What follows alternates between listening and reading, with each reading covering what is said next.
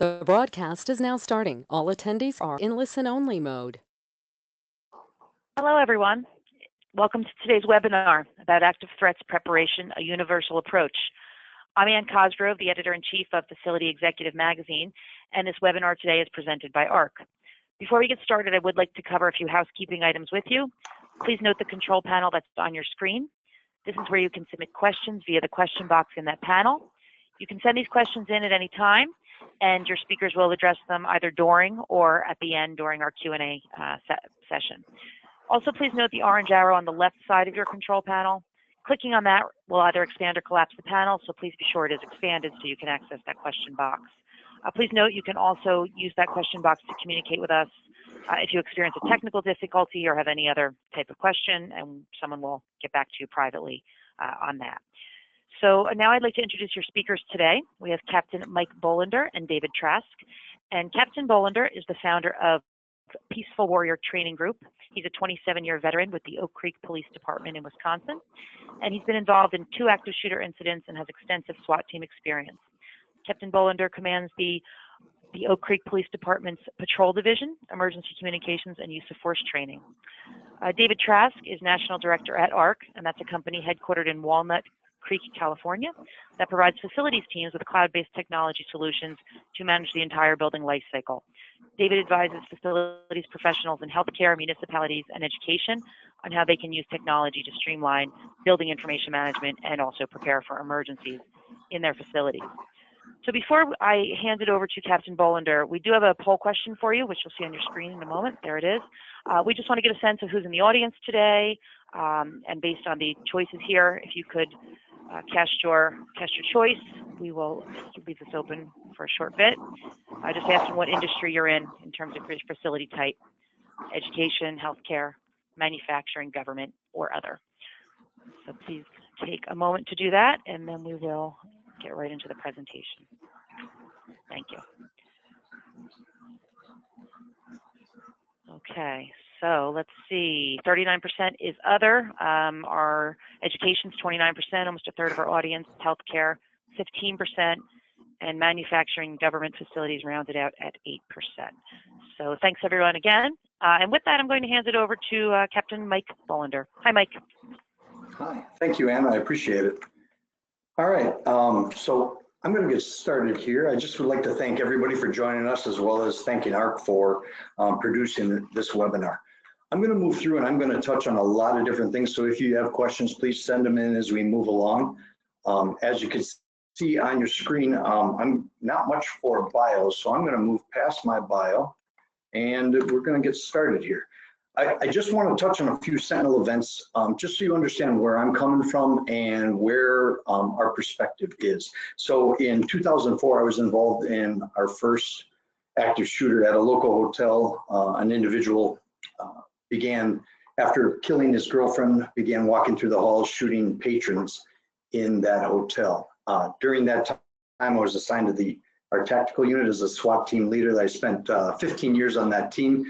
We went up onto the 3rd floor and eventually ended up pinning the shooter into a room where he had taken a hostage and began negotiating with him. He eventually surrendered to our team and we took him into custody. Unfortunately, several people were shot and several people were injured during that incident. Now, one of the things I like to elucidate when I speak to these events are, and I know when we see in the media, the fear sometimes that can be caused by the hype around these events, it's important to realize statistically, it's very low probability that most people will be involved in these events, although they do happen and they are on the increase. Those numbers are true, but statistically, I would like to make sure that we keep that anxiety in check and we really understand the true threat of that. And at that time, in 2004, is when the swing was just starting to forward. And I actually thought that, I was probably done with being involved with these incidents. Well, then in 2012, as most people know, the Sikh temple occurred. During that incident, a Northern Hammerskin, a white supremacist, went to the temple and began shooting people randomly. At that time, Lieutenant Murphy arrived on the scene. engaged the shooter in a gunfight and saved several people's lives, drawing the attention away from those people and actually being shot 17 times subsequently himself. One of my snipers from the SWAT team was working. Patrol Officer Sam Linda arrived on the scene, and he and Sam exchanged gunfire while the shooter was shooting Lieutenant Murphy, and the shooter received a fatal round, but eventually took his own life. I then responded to that incident and was assigned as the incident commander. So my exposure to active threat, active shooter situations are both from the inside going in on my first one, and then the outside actually managing the chaos that ensues after that incident. I found both extremely chaotic, and what you're going to see are things that came forth from those exposures. What we did is we created a three-pronged holistic approach. And now I show this to you because I want you to identify these three areas within your response plans and make sure that your response plans are covering prevention, response, and then an aftercare, first care, trauma treatment, as well as the emotional treatment, psychological first aid, things like that. These were the three areas that we saw gaps in most mass shootings, along with most policies and procedures and response plans for most people that we were out and we were training with. One of the points that was identified here that is important for you to realize within your organization is that there are two clocks in an active threat situation or an active shooter situation. The assailant clock, or the shooter's clock, or the threat's clock, if you will, whichever one you want to choose. And then the second clock is the casualty clock, or those victims' clock. Both clocks start about the same time and are very time sensitive. So everything you're going to hear, and part of the reason why I'm partnering with ARC and talking about some of these, because when you can save time and you can make things happen quicker, you're going to save lives. And that's a really important theme that you remember throughout. So the assailant's clock is the longer that threat or that shooter is left unchecked, the more people are going to be hurt or injured. So that revolves directly around how quickly we can get law enforcement on scene and how quickly they can stop the shooter, or if the shooter is stopped by an innocent bystander, or the shooter just does not have anybody to harm or hurt, which is directly related to your preparation and your organization's preparation and your staff's action scripts, that they are prepared and ready to go to make themselves unattainable to that threat. Everything in an active threat situation is about speed. The speed of your notification to your people that there's a problem and you need to get yourself safe, and the speed that they can get past denial and get to their action script as quickly as problem. One concept that we really promote and we think is a good idea is you want to put the assailant or that threat in problem-solving mode as much as possible. There are two modes, killing mode and problem-solving mode, when you boil it down to an active threat situation. And the more I can put that person or that threat in a problem-solving mode, the less people are going to be injured. What do I mean by problem-solving mode? A couple of things that I mean by problem-solving mode are making that entry into the building, if it's an external threat, having them have to go through multiple layers of security, having them have to locate victims instead of having those victims immediately accessible, having him have difficulty getting his vehicle up into that crowd. Those are things that cause the shooter or the threat to be in problem-solving mode. So just one quick point, I just want to jog back to that very quickly. So prevention, we're going to talk about that, and we're also going to talk about response. So I'm not going to spend a lot of time right here about those two subjects, but I do want to touch on first care. This is something that you're starting to see with Stop the Bleed across the country and things like this. We've been doing it for 6 to 7 years now, where we integrate our prevention and response within our first care, which is trauma treatment for the innocent bystander. The idea here is that we have naturally seen, being the incident commander at the Sikh temple, we saw a natural gap between the time that we were able to get emergency medical personnel or law enforcement to victims. And while those victims are hurt or injured and we're searching for the shooter, we have found that throughout the country, being exposed to multiple events, I've been fortunate enough, I guess, to meet other first responders from other incidents. And the theme that I find that runs through all these incidents is that there's what I call stale information that is going to the incident commander or first responders, meaning people are reporting, I saw the shooter here or I was injured here, and that information is slowly rolling into the incident commander. But while that information is rolling into the incident commander, he or she is sending units or officers to check those areas, secure those areas. The problem is our both clocks are ticking. That checking those areas is about that first clock, that threat, that shooter's clock. We're not addressing the casualty clock as quickly as possible. Now, all across the country, rescue task force is being formed up, and it's been in place in many places, but it's still catching on in others. Rescue task force is where law enforcement and fire line personnel come together and go into the scene before it's deemed, in, if you will, in air quotes, safe. Because a lot of times what you find is first responders will not be able to say a scene is safe until quite some time, hours into that event. Well, by that time, anybody who's injured may have already passed away. So the idea is to get that emergency medical support to those injured much quicker. What we found is there's always a natural gap.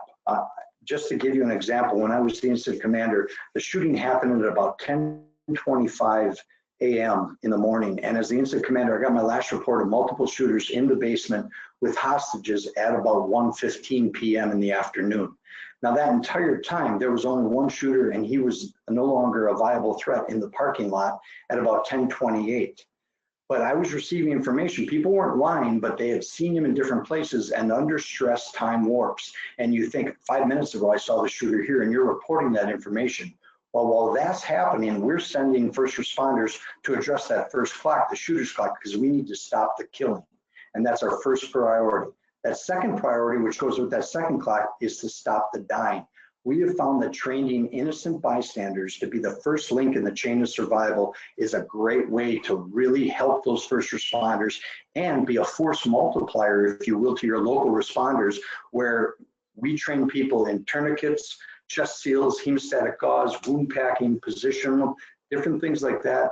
They can be that first link in the chain of survival and really be a force multiplier for your local first responders. So this is where these three prongs have come from, and this is what they're based on. Across the country, and hopefully you'll see it changing, is the idea behind this is don't just think shooting all the time, an active threat. The Secret Service in March 2018 put out a research paper, and they had found that we had about 28 mass attacks where 3 or more people were killed.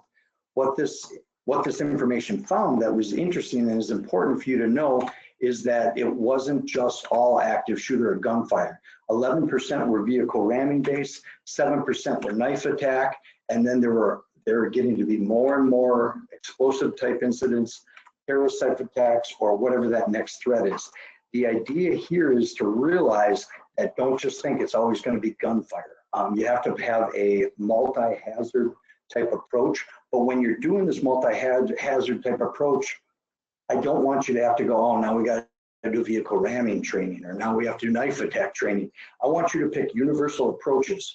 And a good example for this is creating distance, which I call, whether you use run, hide, fight, avoid, deny, defend, the 5-ounce live, there's a lot of acronyms out there. I just want to use as many of those as universal approaches. Creating distance or running at times, depending on the context, would work for an active shooter, work for a vehicle ramming, work for a knife attack, work for an explosive attack, and a terrorist type attack. So when you're talking about this, don't just get stuck on active shooter all the time.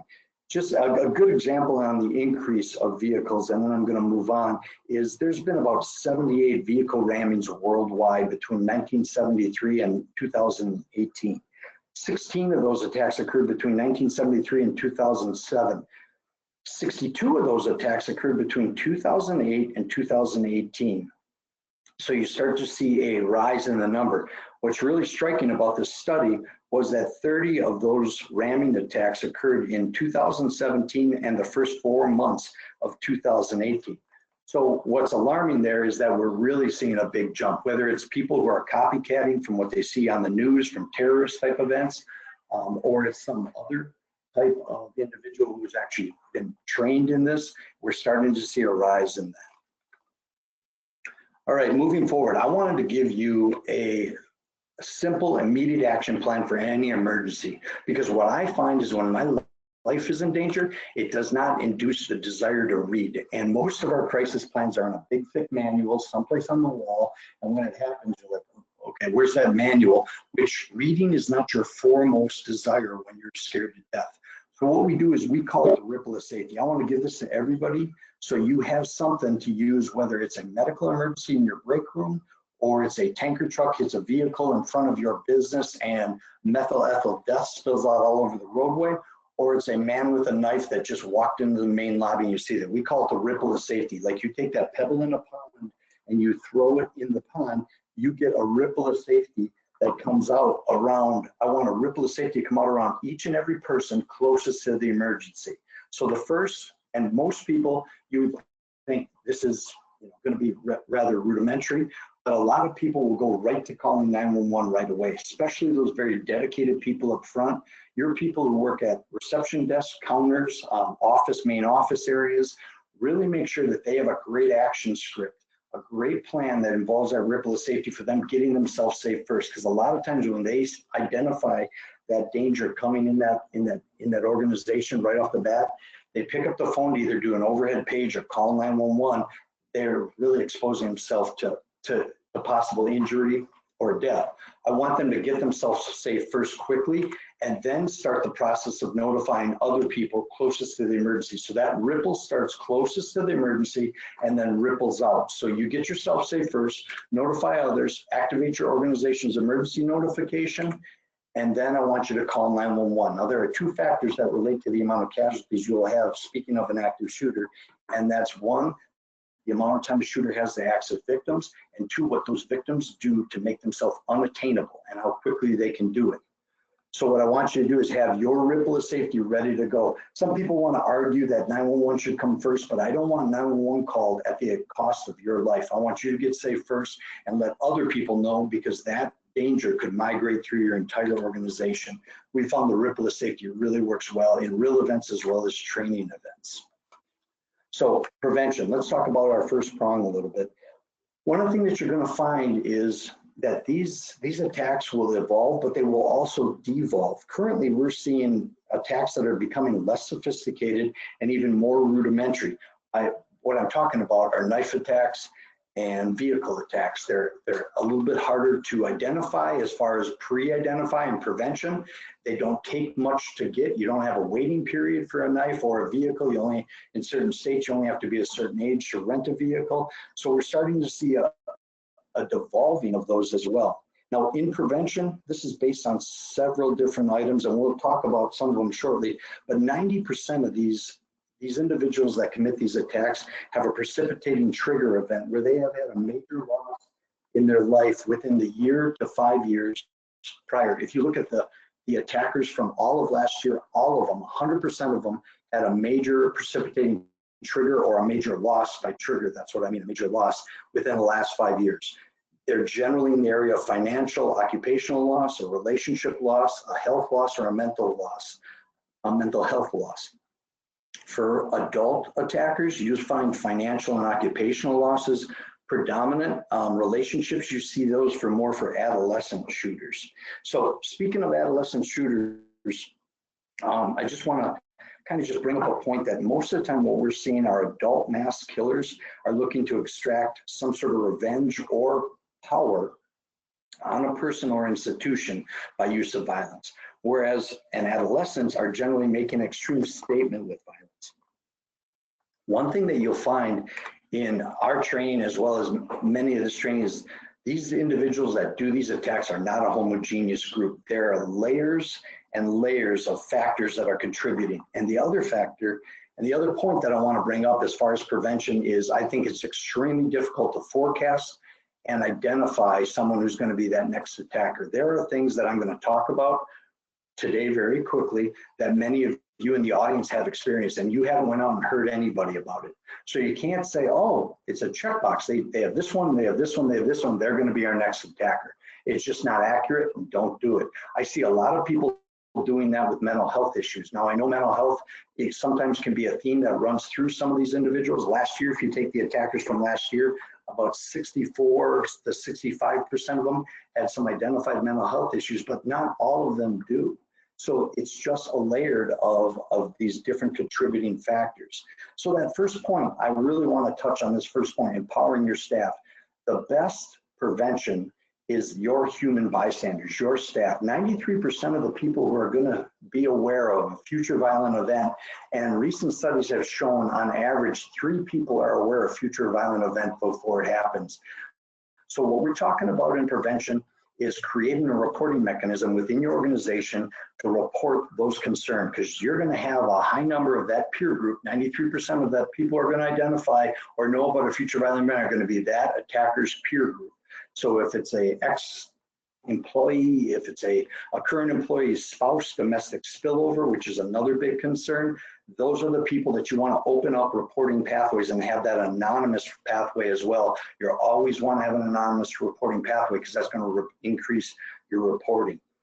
As far as recon of an organization, domestic spillover is a real cause for many of these events where individuals, someone's relationship isn't working out, and someone is trying to extract that revenge or that power on their ex-significant other at work is a real act of power.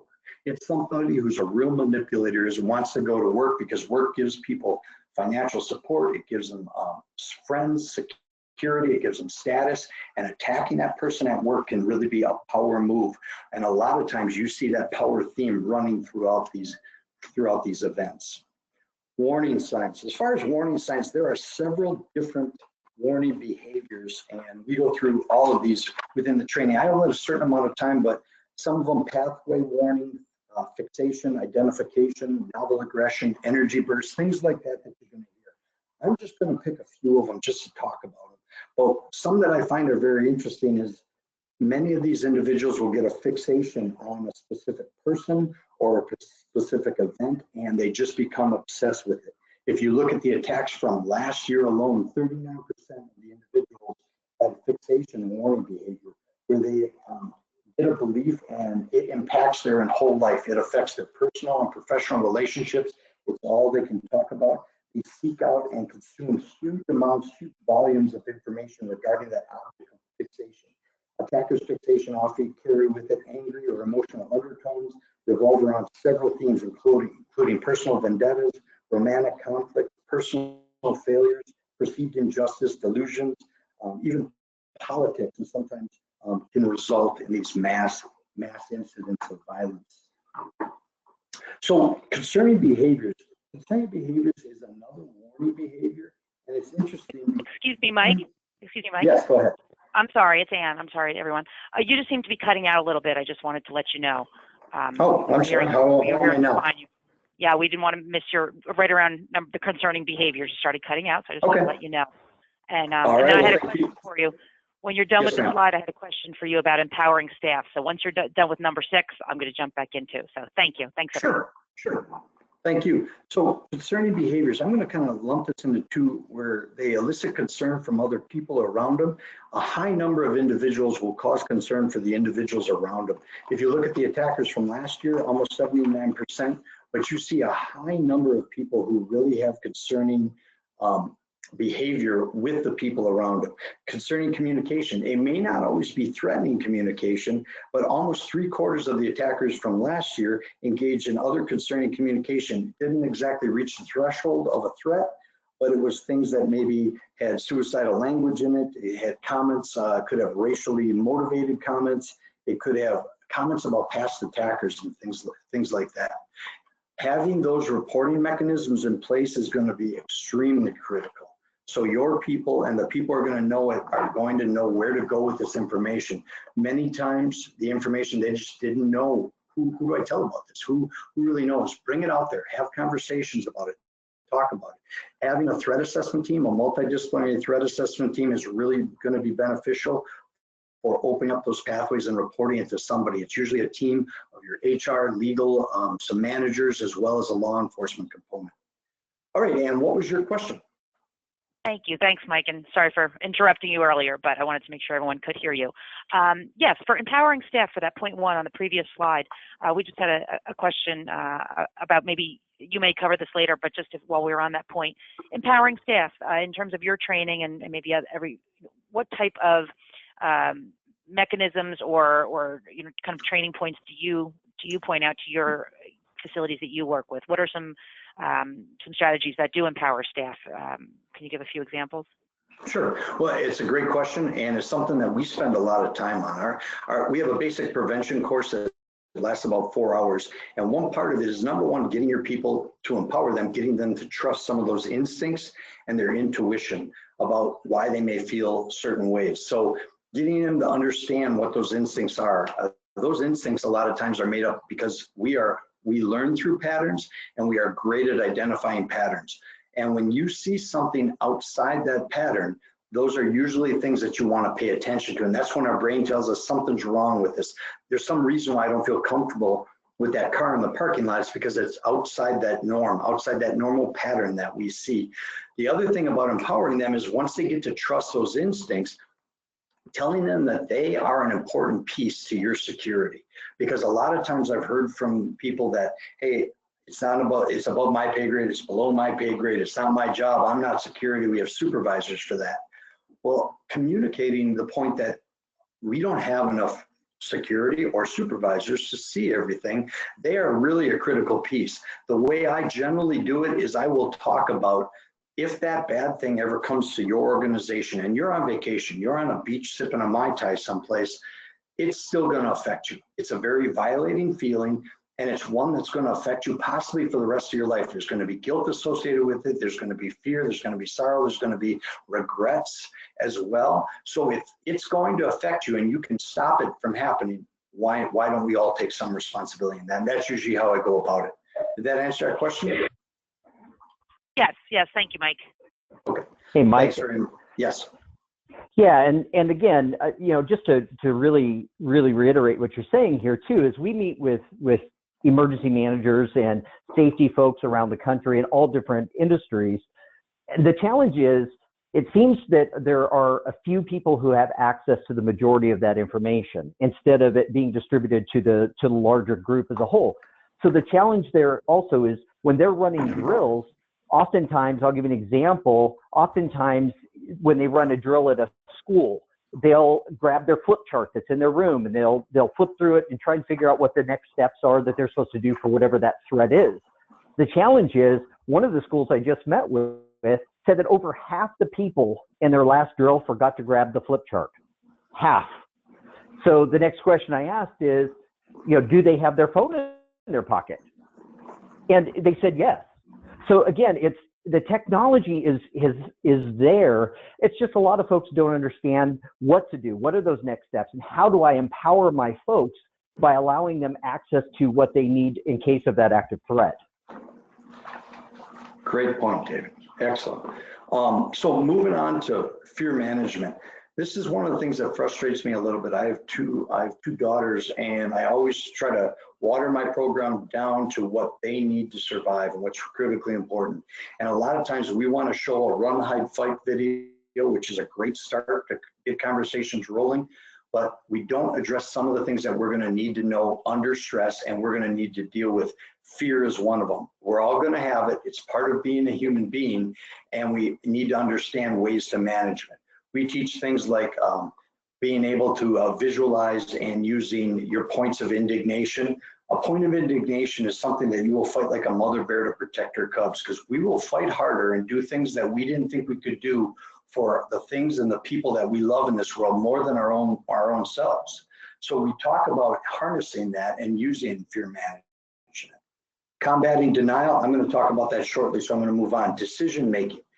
Tell your people that they need to work on, don't use compare and optimizing. What they want to do if they're in a strange place or a first time visit to a location is use something called singular evaluation. It's how airline pilots make decisions. Take the first option that meets your needs, do a mental simulation. Can I do what I'm thinking about doing? Meaning, I just heard gunfire down this hallway. Can I get in this room and lock the door? If you can, go with the first option that meets your needs. Remember what I said before, everything's about time and speed. We don't have time to compare and optimize. Go with the first option that meets your needs. It's something called satisficing. Openings of opportunity and universal action scripts. Openings of opportunity in these events, you're going to find there are openings of opportunity. What we do to address those is we show how to create openings of opportunity as well as what they're going to look like. Meaning, if you're having an active shooter scenario and the person is reloading his weapon, that's an opening of opportunity. Throwing distractions at the shooter's face, anything you have in your hand to cause a flinch, which is a hardwired response that we have. When that flinch is occurring, during that reboot of that shooter getting back to what he was doing, it's called his OODA loop. OODA loop is the way human beings make decisions. They observe, orientate, decide, and act. While his OODA loop is rebooting from you throwing something at his face, I want you to apply your action script during that reboot. And we'll talk more about action scripts shortly. So we also talk about reloads. We show what malfunctions look like, different things like that. But they should know when these openings of opportunity are, or when I can and how I can create them. Universal action scripts. The universal action scripts we use, as I said before, can work for a lot of different things. We talk about creating distance. We use that instead of run, because if you have mobility issues or in a walker or a wheelchair, you feel like that run is completely taken away from you, whereas creating distance is not. Anyone can do it. It's just the rate is going to be different. A barricade lockdown. I prefer barricade lockdown more than hide, because some people think hiding under my desk is meeting that definition, and maybe it is technically, but I want you to hide behind a locked barricaded door and put yourself in a position where if I have no other choice, I can't evacuate out, run, I can't lock down, barricade, hide, and I have to fight for my life. At least I'm in a position that I can do that. Laying and praying under my desk is very difficult for me to respond if I have no other option whatsoever. All right, moving forward. So let's talk a little bit about denial, because one thing that's extremely important to realize is this is going to be one of your big challenges and your staff's challenges, is that denial. Denial can get you killed. I just want to give you a very quick way for you to address denial. Denial is something that is going to be more likely if you feel like it'll never happen in my organization and I don't have a plan. Your body will move more likely to fear control. And what your body uses in fear control is denial and normalization. What is that sound, or what did I just see that I can normalize it to make it safe and control my fear and anxiety? Now, this is from the extended parallel process model from Kidd and Witt. If you keep the mindset, how I want you to avoid that denial, keeping the mindset that it's statistically maybe low probability, but it could happen in my organization. But if it does happen, I'm ready and my organization is ready. Keeping people in that high concern, high confidence model helps you avoid denial and helps you get past denial and move on to action, which is where we want you to be. So a few points just very quickly I want to touch on to increase your survival. This is the survival mindset: awareness, preparation, and rehearsal. I want you to, number one, your best weapon to protect yourself is going to be your awareness of what's going on around you ahead of time. Having to wait till that attack is on top of you is going to cost time and cost lives. So paying attention in the here and now. I know we are all very busy, but there are certain times, especially in transition spaces, meaning when I'm walking out to my car, or when you're going to hear something in your workspace, that didn't sound right. Instead of reasoning your way out of those instincts, now I say this all the time, we are the only creatures on this planet that can reason our way out of our instincts. And many times we do it to our denial. Yeah, that sound in the hallway didn't sound right, but I'm going to talk myself out of it because I have a report that's due. Pay attention to those instincts and listen to them. Prepare and rehearse. You need to make a plan and then rehearse that plan with a little bit of stress. I'm going to talk about stress here shortly, but it's really important to know how to have that proper survival mindset. Again, mindset comes to play again. Having that mindset that if it happens, I'm going to survive. I have a plan and I'm ready to go will benefit you greatly. Knowing how to make decisions in a crisis, I talked about using satisficing as well as singular evaluation is really important. Identify your action scripts, whether you use run, hide, fight, avoid, deny, defend, whatever you use out there. We talk about moving with purpose. Freezing and playing dead can get you killed, whereas movement generally can save your life. Move to your action, your script, whatever that may be, lockdown, barricade, creating distance, or if I have no other choice and I have to actually fight or attack that person or that shooter. Physical skills, make sure that your lockdown, barricade, or what you're going to do is practice. Under life-threatening stress, fine motor skills go out the window. Placing a key in the door is very difficult. If you have to do that under stress, it's not going to happen. Make them gross motor skills, large muscle base, pushing everything, slamming the door. That's going to be gross motor skill. And prep your environment. have those things ready to go. The items that you want to use, put in the proper place, as well as things ready to go. Everything in an active shooter is about speed and always have a plan. We tell people to move with purpose. Your purpose will be dictated by the context of your situation. And context, if you want to identify context, is where is the danger in relation to me? The closer you are to that threat, the less options you have is a great way to figure out your best response. So as I said before, with universal action scripts, the biggest weakness I see with these are policy and plans are all location-based. Well, your people, your staff, you have personal lives. You want your plans to work whether they're at a farmer's market on a Saturday or they're out in the field or they're in the office today. Make those plans apply to different environments and not be location-based, a little bit more on context-based. Context is extremely important to understand to be a good decision maker. So when you're building those action scripts and for your response plans, I just want to give you 3 things to do. I want you to learn it, practice it, and then I want you to experience under stress. The reason why I bring this slide up is a lot of times we don't like stress, and I understand stress can make people uncomfortable, but anything that you may have to do under stress, you should practice under stress. Now, I'm not talking pants sweating stress. I'm talking where something like, okay, we're going to just verbally talk through a response. I'm going to time our response. When people are on the clock, they get a little bit of stress. A little bit of that stress will carve the memory deeper and will help you respond better under a real circumstance when it actually is stressful.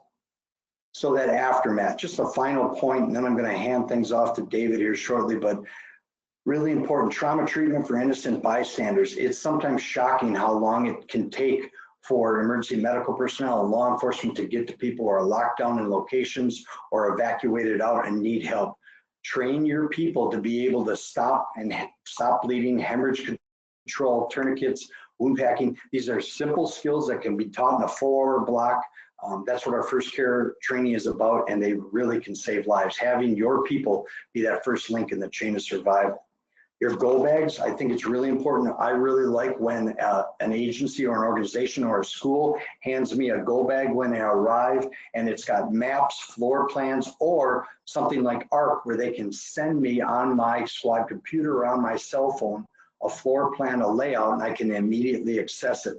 Also might be a good idea to have some key cards or access cards, keys, as well as even some comms. If you can monitor your video surveillance from a remote location and feed that to law enforcement, can be an incredibly helpful tool for law enforcement. Again, addressing with speed and stopping that threat, stopping the dying.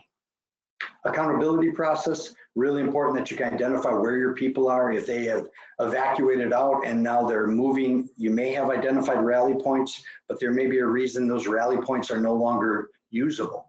How can your people contact you to let you know I'm in this location with these people? It's really important to have an identified accountability process where they can reach out to you as well as you can reach out to them.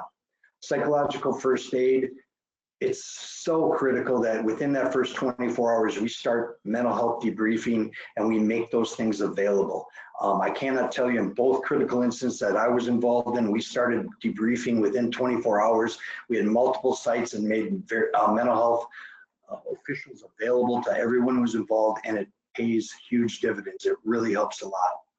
The last point I want to touch on in aftermath is that loved ones notification plan. If you don't tell those loved ones where to go to get information, they're coming to the site.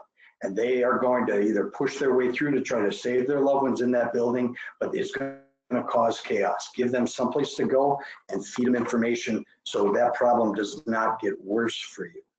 This last point is kind of a point that I really want to show why that first care, why trauma treatment, because across America, people still have the perception that we don't need this, but there are generally, if you see that large box, there's a time in every incident where there's unclear lines of authority, communication, is the threat down, are things safe, where can we go? This can be 10 to 15 minutes, it could be 45 minutes to an hour. That's the time that people are dying, and we need to help them, and that's what that trauma treatment, that first care is all about. So I went through many things very quickly. I wanted to be about 35 minutes or so. There is a new class of product created for facility teams, and I'm going to let David take it from here. Great. Thank you so much, Mike. And, Mike, you hit on so many quality points here. And, a lot of the challenges that folks run into is they just don't know what to do, and they don't know what's available. So the challenge therein is, we're sticking to what we know, and that's a binder, that's a flip chart, as you mentioned. The challenge is when it counts, who can access that binder? So if you think about that, what you've got is a handful of folks within my team that know where everything is.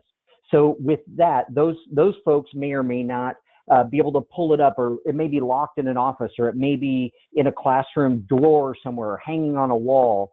But the challenge is always who has access to it and when. Now, I need everybody to have access to it right this second. So if my team can't pull that up, that's a problem.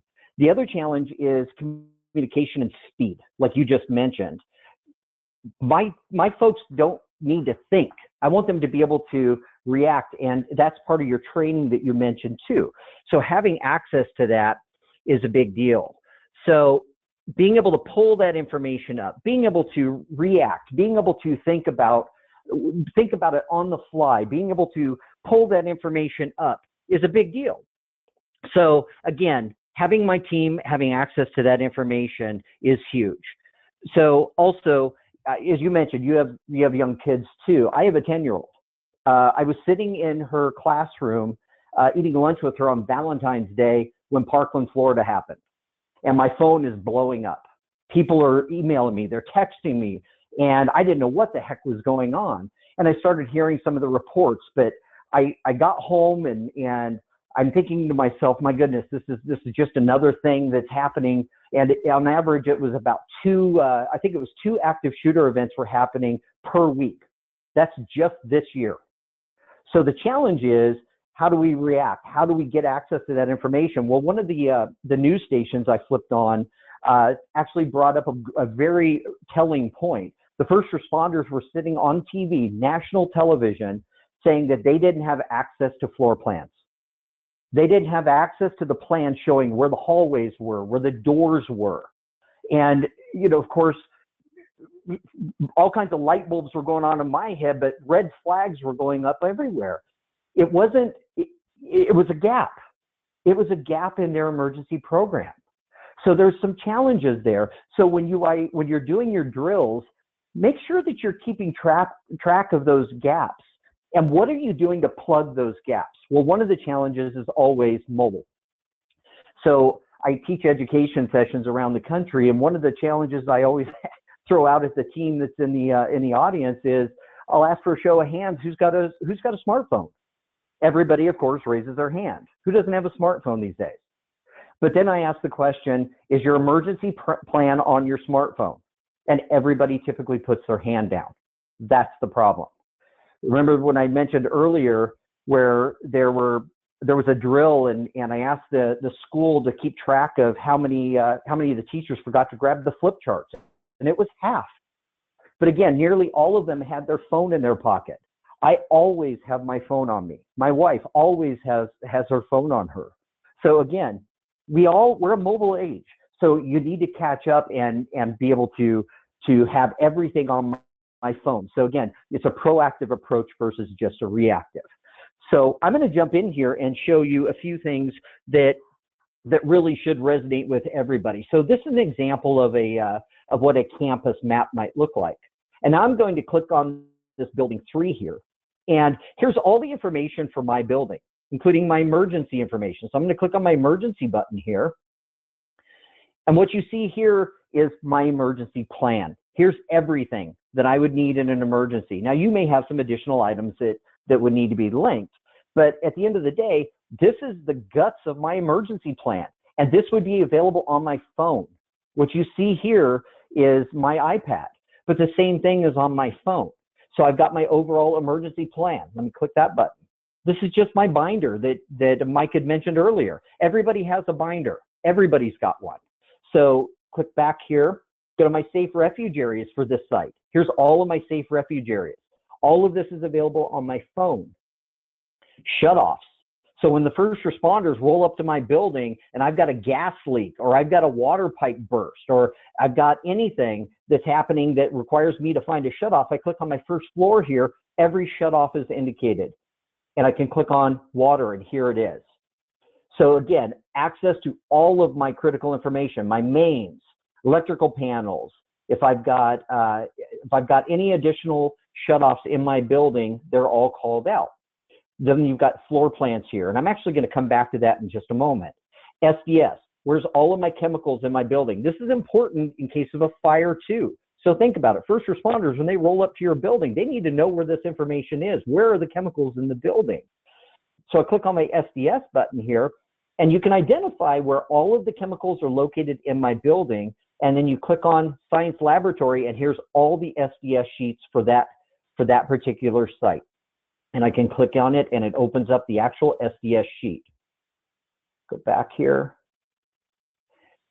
Now you've got your asbestos reports too. So if you've got asbestos, or if you had an abatement done on your building, you can click on this, and this will pull up the asbestos report. You've got your evacuation routes, evacuation maps, floor to floor, all on the phone, all on the tablet, all remote. Equipment maps. This is all the emergency equipment for my building. So I've got all my extinguishers called out on a map. I click on any of the extinguishers, and it pulls up the extinguisher and training information, how to use that extinguisher. Well, let's drill down here too. Emergency call boxes. All of them are called out. Where are they located? Click on any of them, and they're all photos. So you can see exactly where they're located. Locks, all the lock types, the individual locks. Drill down, click on a lock, and it can pull up a photo of the lock, even parts list, anything associated with that lock. But then also think about security cameras. All of my security cameras can be linked into a dashboard on my phone. So I think about the first responder who rolls up to my building. So Mike, you roll up to my building, and I hand you my phone, and you see what you've got right here. And I can click on any of these camera icons, and I'll click on this one right here for the main entrance. And you can pull up an actual live feed of my camera, and it takes just a second for it to catch here. Okay, and here's an actual live feed of outside of my building, or that main entrance. And you can also click on any of the additional cameras on there and be able to pull those up and see what's going on outside or inside my building. All of them on my phone. Ask yourself, can you do that now? Let's go back here. David? Fire protection drones. Yes, sir. David, let me just say, as a first responder and being on a SWAT team for 15 years, that would be invaluable to me, incredibly valuable. I would assign a team member just to be checking things, and if we could actually be watching people and put eyes on and get to those injured people, identify where injured are quicker, all that is going to affect that clock that I talked about. So I just want to say that is outstanding. No, 100%. And that's why we built this the way we built it. Is it's all about speed. Time is not on your side. I mean, if you ask yourself this, for every second that goes by, that shooter's not going to stop shooting. Waiting for you to get the floor plan, waiting for you to give the camera to Mike or any other first responder. The challenge is time is not on your side. So speed is crucial here. Being able to pull this up on my phone in seconds, being able to hand my phone to a first responder in seconds. And now they have a live image, or they at least have floor plans of my building. They know where everything is in my building right now. So they're not having to look for a binder. I just met with another first responder the other day, and he says, my goodness, if I'm waiting for somebody to look for a binder, it's too late. And David? Again, yes, sir. And David, just to put some actual stats on that, an average person can fire 4 rounds a second, and every 15 seconds, someone is usually hurt or killed when these events start. So it's every 15 seconds. So time is incredibly important.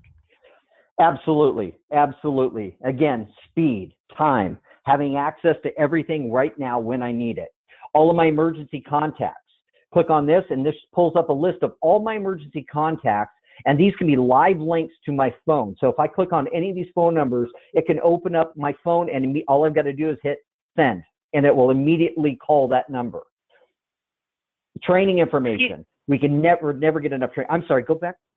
Yeah, excuse me, gentlemen. I just wanted to break in. It's Ann, because I did have a question that was related to what you were talking about, David and Mike. Sure. in terms of the tool that you're talking about here.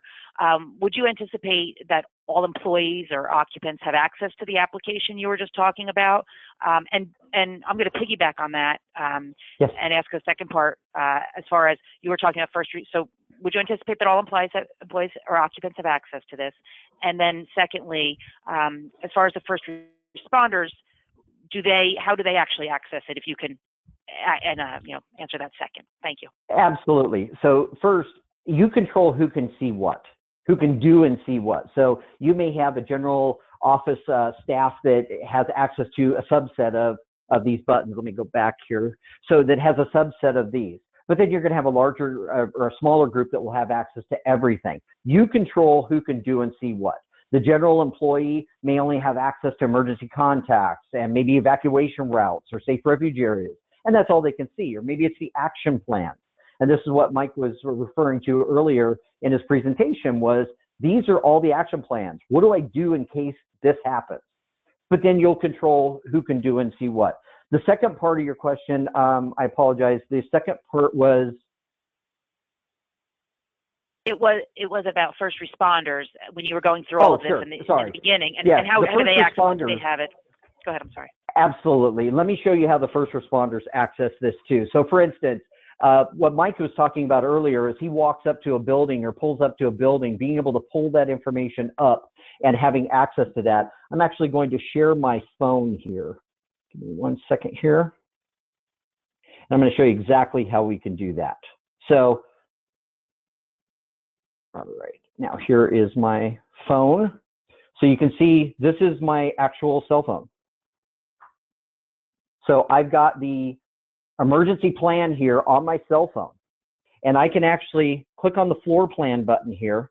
And I can click on the first floor here.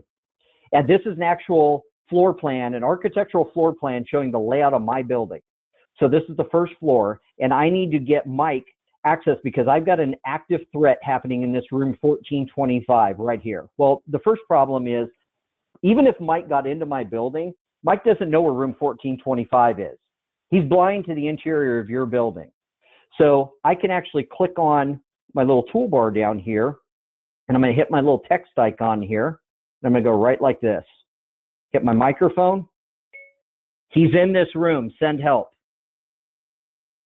And hit done. Go in the upper right-hand corner here and hit send, document, current view. Text message. I can either email this or text message it to anybody. So I'm going to send this to myself here, and let's go 407-9281. Okay, I just text messaged that to my other phone here, and I just got it. So I got that in less than 10 seconds. And it just came up on my cell phone. That's how fast I can pull this up on my phone on the fly right now. So again, as I do some education sessions around the country, I'll randomly pick a half a dozen folks in the audience, and I will text message it to everybody that screens out a phone number, and I say, hold your phone up as soon as you get it. And everybody has their phone up in the air in less than 30 seconds.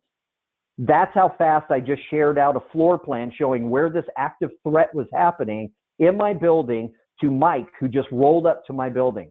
I'm on the phone with the 911 operator, and the 911 operator says, you're telling the 911 operator, I've got an active threat in my building. It's in this room. I need the cell phone number or the email address for the officer who's rolling up to my building right now. That's how fast I can share it out with Mike. Mike would have access to it in less than 15, 20 seconds. And now Mike can have access to everything right now. I can share out a floor plan. I can share out my safe refuge area. So Mike knows where everybody's evacuating to. All of the information is right there, right now. So having that information and being able to access it on the node, on a whim, just on the fly. So like Mike said, if I roll out of bed because I get a call at 1 o'clock in the morning, and I can pull up my cell phone, send this to the first responder before I even get to the location. Having access to this at my employee level, controlling that so my folks know a handful of these buttons, but they've got access to what the heck they need right now to be able to respond. Okay, think of it from the perspective of, if it's not easy, your team's not going to use it. Everybody has their phone in their pocket. Everybody. So why isn't your emergency plan on your phone? And to that point, David, that's a perfect lead into actually a question that has come in, and commenting this application is really cool. So how is it implemented into a facility, and what is the implementation timeline, generally speaking? Can you talk on that for a minute? Sure. Yeah. So the implementation is very easy. We take care of it all. We're ARC, of course. We're ARC Technology Solutions. We're one of the biggest. We're one of the biggest companies in the world that handles document management. So essentially, what we can do is come in and do an assessment. It's really quick. We do all the heavy lifting, and the pricing model is based on the building for this. I mean, it's very simple. We even do the training. We make sure that you've got everything updated on all of your devices. So your team training, we record some of that training as well and give your team access to it. So again, it's really identifying what your need is and what are some of those pain points that you guys have, or what are some of the incidences that we can address that you've had in the past where you think this is a good fit. At the end of the day, it's a universal fix where we can come in here and really make a difference and help you be able to respond faster. Thank you. And it looks like we have time for maybe one or two more questions. So I'm going to actually circle back to Mike and to your presentation and ask you a question about what is one takeaway. I mean, there's so much here to deal with, but what is one takeaway that, having been the incident commander into active shooter situations, has taught you that could benefit an organization's leadership and facility leadership that's on our call today? What's one takeaway that could help them prepare and respond better to these situations in their planning? Well, one thing I can address as the incident commander was immediate access to floor plans and structural logistics and characteristics are incredibly important. I can just tell you from when I was the incident commander at the Sikh Temple, and they were doing the best they could, but I had people drawing diagrams out because the plans were kept at another location. They had sent somebody to go to that location, but we didn't have time to wait. So I had people drawing plans on pieces of paper and then trying to get that up to a forward team in a very hot area. It just took way too much time. So that immediate access to plans and having things right away that I could forward to strike teams and contact teams is truly life-saving. And when I saw this, it just took me back to that day and how much I wish I would have had access to this. Okay, wonderful. And Mike, would you say that you had mentioned stress as well? Met the people that are involved in this and different levels of stress. And something that caught my eye was warping time. So that's interesting. But a question related to stress that came in is just talking about the app, the ARC platform, or maybe some other tools. What do you have to comment about employees, common non-trained people, being able to use this app under stress, how do you teach them to use an app like this, or any of the other training that you do? How do you deal with stress? Because that obviously plays in if they're not trained. Right. To minimize stress, I guess. One of the core concepts that we use is a big block training. When we come out and train with a group, we come out with a lot of different concepts, and big block training is the highest rate of deterioration in memory and things like that. So what we do is we give you kind of this list of things to think about, to do, to prep your area and your organization. And then we talk about 5-minute Fridays or 10-minute Tuesdays, or if you think of something that rhymes cute with Wednesdays, do it on a Wednesday. But just those short, frequent trainings where, hey, we're going to touch on 3 points of our fire response plan, and get your phones out, work the app a little bit. Those short, infrequent trainings, you touch this thing, a couple of times frequently like that, just for 2-3 minutes, and you will ingrain that far more than, once a year we do this, and I can barely remember anything when we start doing it. Those short and frequent trainings are worth their weight in gold. Wonderful, thank you. And then David, I am going to direct the last question to you before we wrap it up, and I do want to thank everyone for sending in these questions. So one of our attendees had asked, if I get a new phone What are the logistics for reloading the ARC system back on the phone? How does that work? Sure. It's a mobile app, so you can go to your app store and download it. It's controlled by user level, so by user email address and a login. So you have unique identifiers for you. So when you log in on any of your devices, you have access. You can also turn that off and on for folks that leave your organization. So again, you control basically the user levels. You control what they can see. It's very simple to download. You also can control, like I mentioned, what they can see. So for instance, if I'm a school district and I've got 60 schools, but I only want you, because you're a teacher at one of the schools, to see your school, that's all you can see. So again, it's user-based. User levels are controlled by you, the administrator, and you can turn those off and on. You can turn, people come and go. So again, it's accessing that and giving you that complete control on who can do and see what. Thank you. Thank you very much. So it does look like we're out of time. We're up against the clock. So I do want to thank Mike and David again for that great presentation. Thanks a lot. Thank you. I also want to thank. You're welcome. Thank you. I also want to thank ARC for sponsoring the webinar, and of course to our audience for attending today and for sending in those great questions.